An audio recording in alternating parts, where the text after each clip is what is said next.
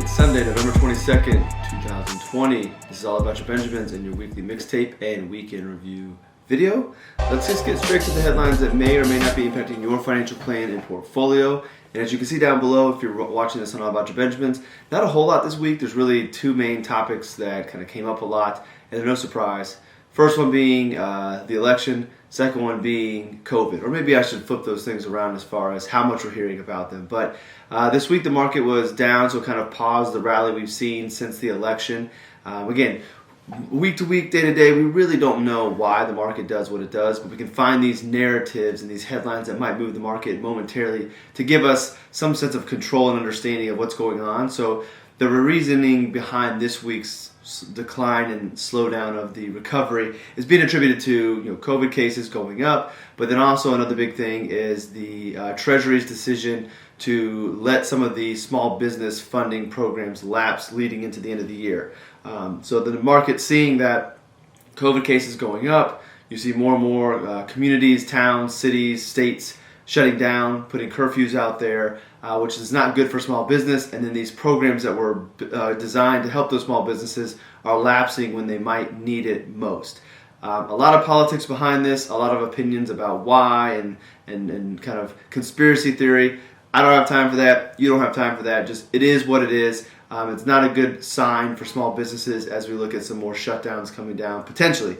Now, that's not to say that something may not come through before the end of the year, but with that new piece of information, knowing that these programs are going to be going away and not knowing what might come there, obviously that's information that the market reprices back in and says that may not be a good thing in the short term.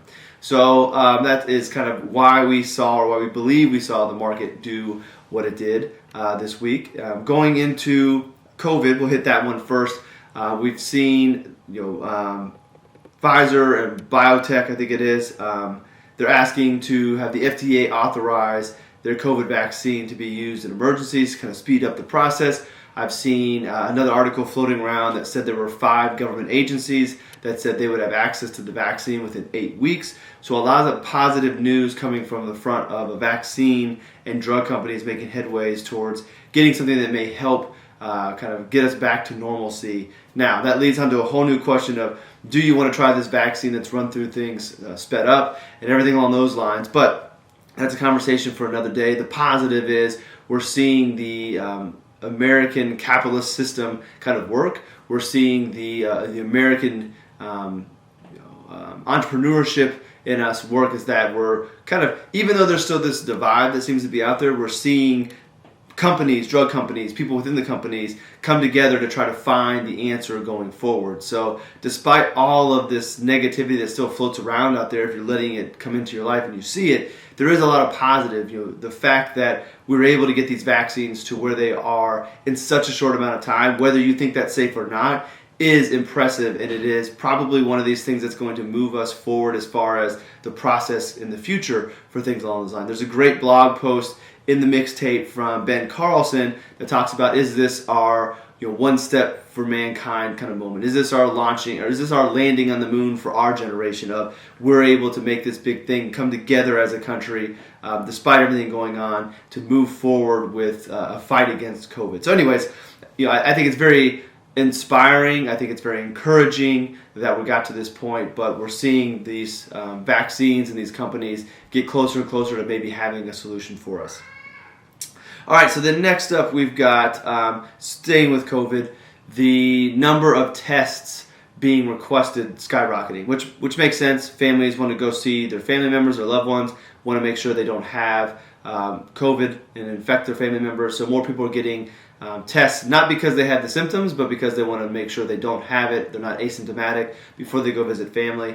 That's going to put stress on the system, and those people who need to get it won't be able to get it. We had an instance where Leo was sent home from school. His whole class was. They were quarantined because one of the little boys in his class tested positive, and we looked to try to get a test so he could play his sports. But we wouldn't have been able to get a test for a few more days beyond that for the results, and we didn't mess with it. So as more and more people go get it, and unfortunately a lot of those people probably don't need to get it, it's going to take the test away from those who do and slow down the process.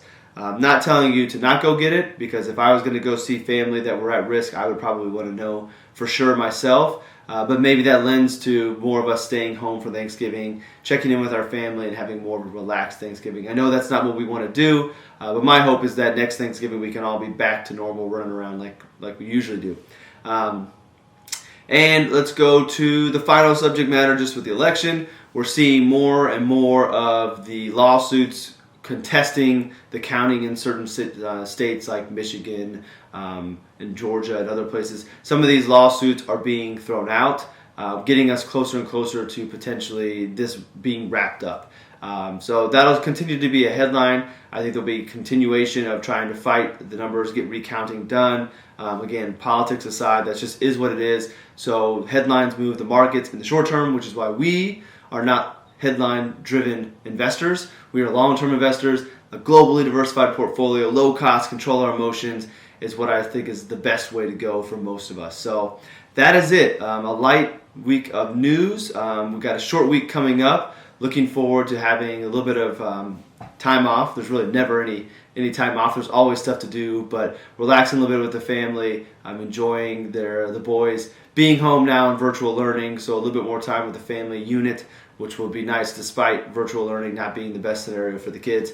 Shout out to all the parents out there who are battling and trying to find that right balance between working from home and getting the kids on the right Zooms, helping them. If you have an 8-year-old like we do, Leo really struggles with staying focused, so it's a task for us to balance getting him in the Zoom, making sure he's paying attention, doing his work right. So I wrote in my newsletter today to all of the RLS Wealth clients some things to think about during this time. Giving people grace, smiling at them even though you have a mask on. Your eyes are going to show that. There's lots of little things we can do to make our interactions with people, even if it's just in passing while we're out, better, and spread a little bit of joy, because you don't know what people are have going on at home, whether it be health, work related, losing sleep because you're catching up from work because you're having to help out your kids with virtual learning. But at this time, I know stress is high, anxiety is high. The holidays bring that on for a lot of people, and you add on 2020 on top of it. So if you're out and about, just find little ways to help another person have a bright day. Smile at them. If you're checking out at the grocery store, use the cashier's name. Little things like that you don't think go a long way, but they do. So with that, one final shout out. Shout out to Phil Perlman, Troy Prince, the teams at StockTwits and Wall Street Bound. Yesterday, I was a part of a tournament, poker tournament for charity. I don't play poker. I was out real quick, but it was a real cool event. There were over 300 people registered. I think they had 280 show up to kick off the poker tournament, and all of the proceeds went to Wall Street Bound, which is an organization that is helping bring diversity to the financial services profession, and Troy Prince is bootstrapping this on his own. It's a really cool project. So I'll have a link to Wall Street Bound in the mixtape, also in the comments of this video over on YouTube, and I'll also link to where you can make donations to the organization if you want. So that's it. I'll wrap this up unsmoothly. Hope you have a great week. We'll see you next Sunday with probably a very, very short one, because I don't think there'll be a lot of news this week on a short holiday. So have a great day, and we'll see you all in the next episode.